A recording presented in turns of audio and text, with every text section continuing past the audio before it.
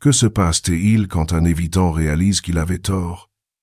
Les évitants créent un type particulier d'aveuglement, un aveuglement intentionnel. Ils peuvent regarder des relations s'effondrer, voir le schéma se répéter, être témoins de la douleur dans les yeux des autres, et trouver quand même des façons de le recadrer comme le problème de l'autre personne. Cette déconnexion entre ce qui se passe et ce qu'ils se disent sur ce qui se passe peut durer des années. Aujourd'hui, tu découvriras ce qui arrive quand un évitant réalise qu'il avait tort, l'expérience interne de leur mur se fissurant, comment ils confrontent ce qu'ils ont fui, et pourquoi comprendre ce processus change tout sur la façon dont tu vois le comportement évitant.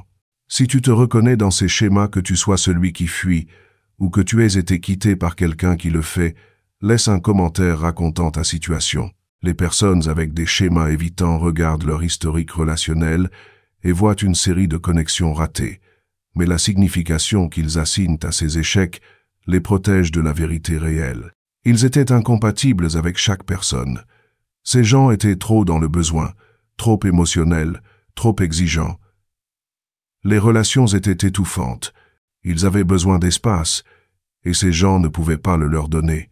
Chaque fin semble justifiée, et ce récit les protège d'avoir jamais à considérer que être c'est eux qui font quelque chose qui continue de repousser les gens. Ce qui rend l'évitement si persistant est qu'il fonctionne vraiment pendant un temps. Ces personnes évitent la douleur. Elles gardent le contrôle. Elles se protègent de trop se rapprocher. Le coût est la solitude, des connexions superficielles et un sentiment persistant de déconnexion même quand ils sont entourés d'autres. Mais pour quelqu'un dont le cerveau a appris que la proximité est risquée, cet échange semble raisonnable. Le problème est que les humains ont besoin de vraies connexions. Tu peux fuir l'intimité pendant des années, être des décennies, mais éventuellement quelque chose change. Parfois la réalisation vient graduellement. Quelqu'un pourrait remarquer qu'il est plus vieux qu'il pensait être et toujours célibataire. Il regarde des amis construire des familles et de vrais partenariats pendant qu'il cycle à travers des relations superficielles. Il remarque qu'il utilise les mêmes excuses à propos de la personne actuelle qu'il a utilisées à propos des 5 dernières personnes. Une pensée silencieuse commence à se former, pas forte, juste ce murmure qu'il continue d'essayer d'ignorer. Il remarque qu'il se sent vide d'une manière qui ne part pas. D'autres fois, ça vient soudainement. Quelqu'un pourrait perdre une connexion qui lui importait vraiment plus qu'il ne s'y attendait. La relation se termine non pas à cause d'incompatibilité, mais parce que l'autre personne s'est finalement fatiguée d'essayer. Il voit cette personne avancer avec quelqu'un d'autre, et cette fois ça frappe différemment. Ou quelqu'un dit quelque chose de si direct, si honnête, que tout leur système d'explication arrête simplement de fonctionner. Ils s'entendent, décrit leur schéma exposé clairement, et ils ne peuvent pas ne pas le voir. Ce qui frappe en premier est le deuil. Pas le choc initial d'une rupture, mais le deuil plus profond de reconnaître quelque chose sur eux-mêmes. Ils commencent à remarquer des choses qu'ils ont bloquées. Une conversation où quelqu'un leur a dit qu'ils se sentaient abandonnés, et ils l'ont juste fermée au lieu d'écouter. Une rupture qui est arrivée parce que quelqu'un voulait plus d'intimité, et au lieu d'essayer, ils ont décidé qu'ils étaient incompatibles. Des fois où ils ont eu peur et ont disparu, des fois où ils sont devenus froids quand quelqu'un avait besoin de chaleur, des fois où ils ont juste fui. C'est là que ça devient vraiment douloureux, parce que ce n'est plus abstrait, c'est spécifique. C'est cette personne particulière et la façon dont elle a regardé quand ils se sont éloignés. Ce sont des mots qui ont été dits et des mots qui ne l'ont pas été. C'est du temps qui a été gaspillé. La réalisation frappe. Le mécanisme de défense ne les protégeait de rien de réel. Il les protégeait d'avoir à être vulnérables, d'avoir à grandir, d'avoir à risquer d'être blessés en se présentant vraiment. À l'intérieur, pendant ce moment, il y a quelque chose d'assez chaotique. Deux choses qui n'ont pas de sens ensemble sont toutes deux vraies en même temps. Ils sont quelqu'un qui valorise l'indépendance et se protéger. Et ils sont aussi quelqu'un qui a utilisé cette protection pour ne jamais vraiment se connecter. Ils sont quelqu'un qui se dit qu'ils vont bien seuls. Et ils sont aussi véritablement seuls. Ils sont quelqu'un qui a dit que toutes ces relations n'étaient pas bonnes, Et ils sont aussi quelqu'un qui pourrait les avoir sabotés parce que la vraie intimité les terrorisait. Regarder en arrière leur histoire avec des yeux frais change tout. Des relations qui semblaient échouer à cause d'incompatibilité semblent maintenant avoir échoué parce que la distance a été créée à des moments cruciaux. Des connexions qui semblaient trop intenses semblent maintenant qu'elles devenaient juste plus profondes, et ça les a effrayés. Des gens qu'ils ont rejetés comme dans le besoin semblent maintenant qu'ils demandaient juste une présence émotionnelle normale. La réalisation frappe. Ils ont construit leur propre isolement, et cela signifie qu'ils ne peuvent plus blâmer les circonstances. Ils doivent s'asseoir avec le fait qu'ils pourraient être ceux qui ont eu tort. Cela frappe généralement avec la honte, pas la culpabilité sur des actions spécifiques, mais la honte sur qui ils ont vraiment été. Ils pensent aux gens qu'ils ont blessés avec froideur. Ils pensent aux connexions qu'ils ont détruites en fuyant. Ils pensent aux chances de vraie proximité qu'ils ont sabotées parce que la vulnérabilité semblait dangereuse. Certains s'assoient dans cette honte pendant un moment. Certains essaient d'y échapper en retournant à de vieux schémas, créant la distance à nouveau, trouvant de nouvelles raisons pour lesquelles les gens ne sont pas bons pour eux. Mais quelque chose a changé. Les vieilles excuses ne fonctionnent plus. Une fois que tu vois le schéma, tu ne peux pas ne pas le voir. Ce qui arrive souvent ensuite est une envie soudaine de contacter des gens du passé, pour expliquer, pour en quelque sorte réparer ce qui s'est passé. Parfois c'est vraiment le début d'une vraie connexion, reconnaître que quelqu'un comptait, mais parfois c'est juste une autre façon d'éviter. C'est essayer de défaire le passé au lieu de vraiment changer le comportement. C'est chercher un pardon rapide pour pouvoir se sentir bien à nouveau, au lieu de faire le travail difficile. La différence est s'ils tendent la main pour vraiment prendre responsabilité ou espérer que quelqu'un les fera se sentir mieux. La vraie transformation inclut comprendre qu'ils ne peuvent pas réparer ce qui est déjà fait. Ils ne peuvent pas faire que les gens ne soient pas blessés. Ils ne peuvent pas restaurer des relations qui sont terminées. Ce qu'ils peuvent faire est changer comment ils se présentent à l'avenir. Mais cela nécessite quelque chose d'incroyablement difficile, rester présent quand les choses deviennent inconfortables. Ressentir les émotions au lieu de se fermer. Vraiment parler des problèmes au lieu de partir. Laisser quelqu'un voir le vrai eux, pas juste la version protégée. Quand quelqu'un arrête juste de se sentir mal et commence à regarder pourquoi ils font ça, les choses changent. Ils commencent à voir que leur cerveau a appris une certaine façon de se protéger. Cette logique pourrait avoir eu du sens à un moment.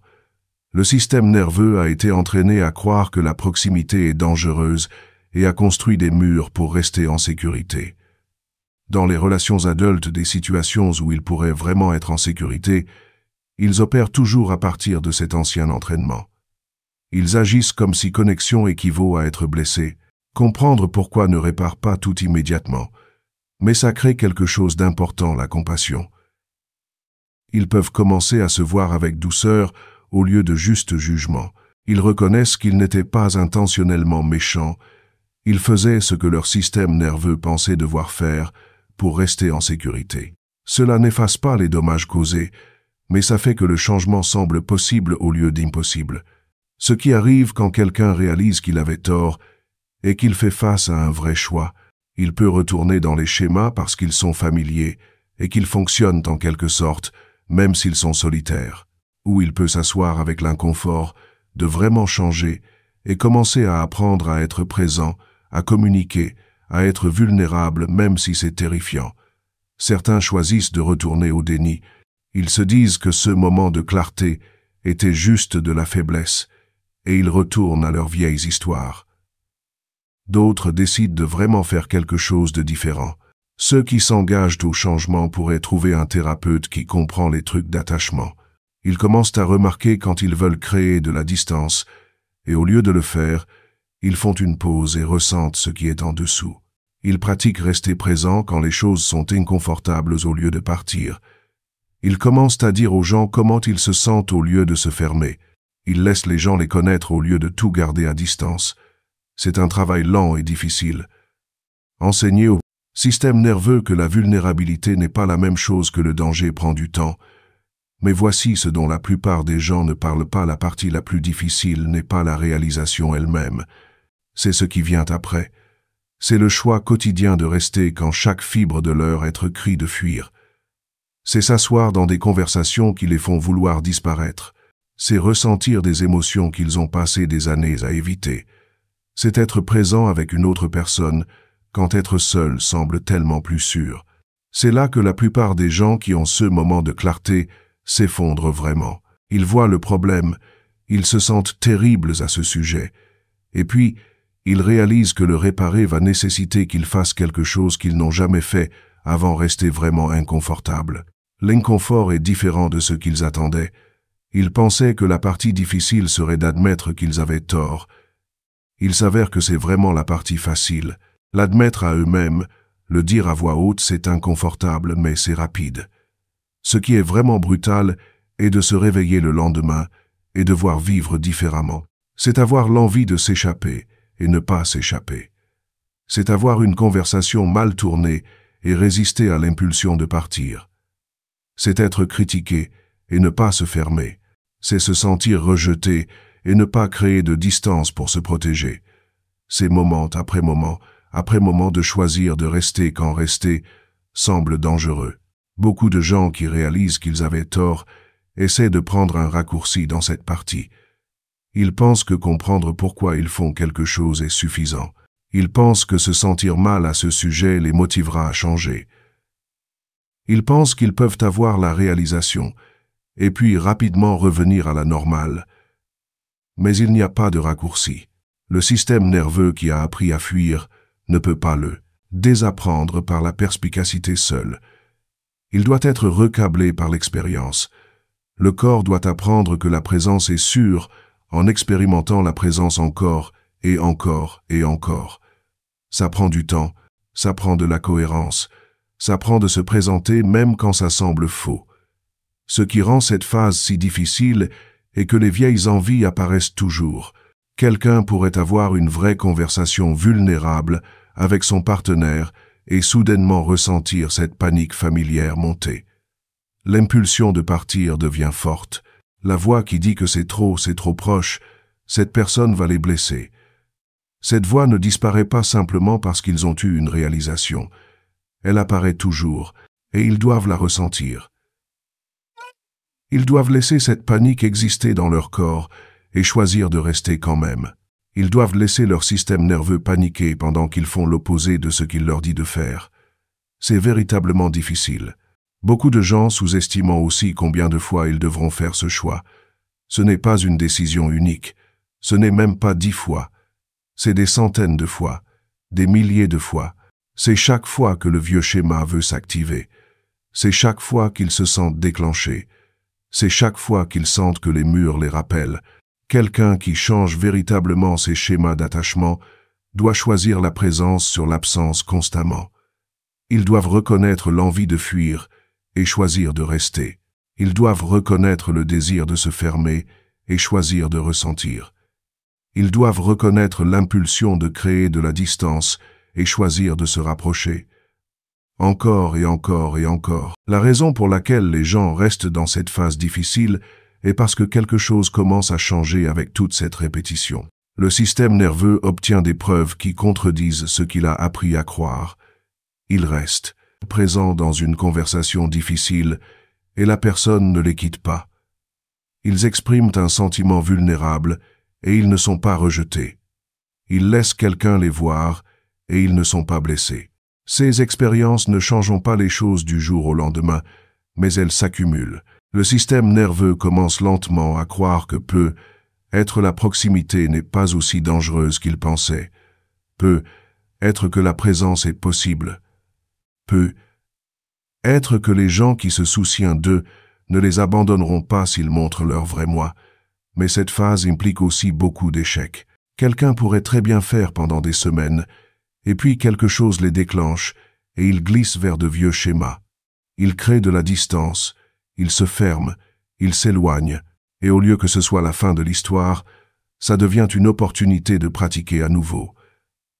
Ils reconnaissent ce qui s'est passé, ils en parlent, ils essaient à nouveau. La différence entre quelqu'un qui change vraiment et quelqu'un qui ne change pas est que la personne qui change traite ses échecs comme des données, pas une défaite. Chaque fois qu'ils glissent, et puis se rattrapent et reviennent, ils recablent leur cerveau un peu plus. Ce qui est aussi vrai est que rester avec l'inconfort nécessite du soutien. Certaines personnes essaient de faire ça seules et elles s'épuisent. Elles combattent leur système nerveux sans aide. Elles essaient de réécrire des voies neurales par la seule volonté. C'est épuisant. La plupart des gens qui traversent avec succès cette phase ont un thérapeute. Ils ont un partenaire qui comprend ce qui se passe et n'abandonne pas. Ils ont des amis qui comprennent. Ils ont une sorte de structure ou de communauté qui les tient responsables. Ils ne serrent pas les dents par eux-mêmes. Ils reçoivent de l'aide. Une autre chose qui aide est l'autocompassion pendant cette phase. Les gens réalisent souvent qu'ils avaient tort et, puis ils sont incroyablement durs envers eux-mêmes à ce sujet. Ils sont en colère contre eux-mêmes pour les années qu'ils ont gaspillées. Ils ont honte des gens qu'ils ont blessés. Ils sont frustrés par la lenteur du changement. Mais cette autocritique travaille vraiment contre le changement. Le système nerveux qui a appris à se protéger par la honte ne va pas devenir plus sûr en étant plus honteux. Ce qui aide vraiment est de se traiter de la façon dont ils apprennent à traiter leurs relations avec présence, patience et compassion. Quand ils font des erreurs, ils le reconnaissent sans jugement et essaient à nouveau. Quand ils luttent, ils obtiennent du soutien au lieu de pousser plus fort. Quand ils glissent vers de vieux schémas, ils le remarquent avec curiosité au lieu de colère. La réalité est que quelqu'un qui réalise véritablement qu'il avait tort entre dans un long processus d'apprentissage pour faire quelque chose que son système nerveux a été entraîné à croire dangereux. Chaque jour, ils nagent essentiellement contre le courant de leur propre conditionnement, et chaque jour, ils le font quand même. C'est là que le vrai changement arrive. Pas dans le moment de réalisation, mais dans tous les moments après, quand ils choisissent de rester, même si rester est difficile. Le processus n'est pas rapide, et il n'est pas droit. Il y a des moments où de vieux schémas refont surface. L'envie de fuir revient. La panique de se rapprocher apparaît à nouveau. Mais maintenant, ils peuvent voir ces envies comme partie du schéma, au lieu de preuve que la relation est mauvaise. Ils remarquent l'impulsion de fuir et choisissent de rester quand même. Ils ressentent la panique et la traversent au lieu de l'utiliser comme raison de partir. Chaque fois qu'ils font ce choix, ils recablent lentement leur cerveau pour comprendre que rester est possible et sûr. Les gens autour d'eux commencent à remarquer des choses changer. Ils se présentent différemment. Ils sont vraiment présents dans les conversations au lieu de mentalement partis. Ils répondent à ce que les gens ressentent au lieu de le rejeter. Ils posent des questions parce qu'ils veulent vraiment savoir. Ils reconnaissent leurs propres sentiments au lieu de prétendre qu'ils n'existent pas. Ils disent désolé quand ils blessent des gens au lieu de se défendre. Ils restent dans des conversations difficiles au lieu de s'éloigner. Ils laissent les gens les voir. La réalisation apporte généralement du deuil sur le temps gaspillé. Comprendre que des années ont été passées dans l'isolement qui n'avait pas besoin d'arriver. Des connexions qui auraient pu se développer ont été bloquées par leur schéma. Des relations qui auraient pu devenir plus profondes ont été terminées tôt. Des gens qui se souciaient ont été repoussés. Du temps qui aurait pu être passé à construire une vraie proximité a été passé à la fuir. Ce deuil est vraiment important parce que c'est une partie de ce qui motive le vrai changement. Le regret est réel, et il est censé l'être. Mais il y a aussi quelque chose d'autre qui apparaît l'espoir. Pour la première fois depuis longtemps, quelqu'un qui voit vraiment ce qui se passe comprend que l'avenir n'a pas à ressembler au passé. Ils n'ont pas à continuer de faire la même chose encore et encore. Ils n'ont pas à continuer de terminer des relations avant que quelqu'un puisse les blesser. Ils n'ont pas à continuer de fuir. Ils peuvent vraiment essayer de construire quelque chose de réel.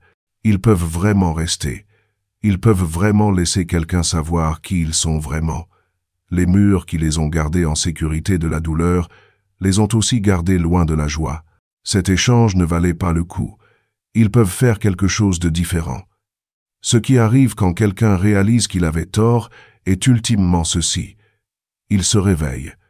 Ils voient leur propre comportement et ce qu'il a fait aux autres et à eux-mêmes. Ils voient que leur mécanisme de défense travaillait contre eux, pas pour eux. Ils voient que leur solitude était au moins partiellement quelque chose qu'ils ont créé, pas juste quelque chose qui leur est arrivé. Et c'est aussi là que la vraie connexion devient possible. Si tu te reconnais dans ces schémas, que tu sois celui qui fuit ou que tu aies été quitté par quelqu'un qui le fait, laisse un commentaire racontant ta situation. Aime cette vidéo et abonne-toi pour plus de contenu sur les schémas d'attachement et les dynamiques relationnelles. Merci d'avoir regardé.